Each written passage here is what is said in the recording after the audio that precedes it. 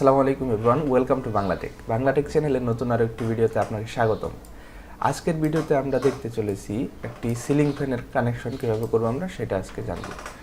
তো শুরুতেই দেখেন আমরা এখানে একটা ফ্যান নিয়ে নিয়েছি, এরপর একটা সাপ্লাই দেওয়ার জন্য সার্কিট ব্রেকার এবং এখানে একটা রেগুলেটর সুইচ সহ।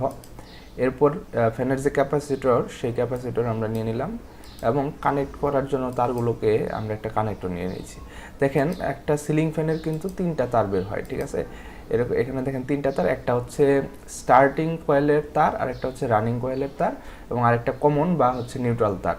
সাধারণত আমি এখানে স্টার্টিং এবং রানিং কয়েল দুটোকে আলাদা তারে দেখিয়েছি, একটা হচ্ছে রেড এবং এর একটা হচ্ছে ব্লু। কোনো কোনো ফ্যানে দুইটা তারই রেড কালার থাকতে পারে, কিন্তু আরেকটা তার হচ্ছে কালো থাকবে।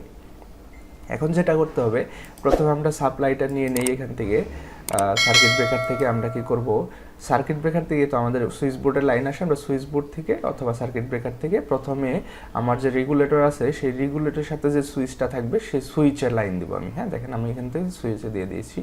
তারপর সুইচ থেকে দেব রেগুলেটরের এক প্রান্তে। রেগুলেটর দুইটা তার থাকে জানেন, সুইচ থেকে সুইচের যে আউটপুট বা আরেক প্রান্ত সেখান থেকে আমরা রেগুলেটর এক প্রান্তে তারটা জয়েন করে দিলাম। দেন আমরা এই রেগুলেটরের আরেক প্রান্ত থেকে তারটাকে স্টার্টিং কয়েল বা আমরা যে দুইটা তার দেখবো এখানে লাল কালার দুইটাই থাকতে পারে অথবা একটা লাল আর একটা অন্য কালার থাকতে পারে, তো একটাতে আমরা দিয়ে দিলাম স্টার্টিং কয়েলের যে রেড কালার তার সেটার সাথে সংযুক্ত করে দিলাম।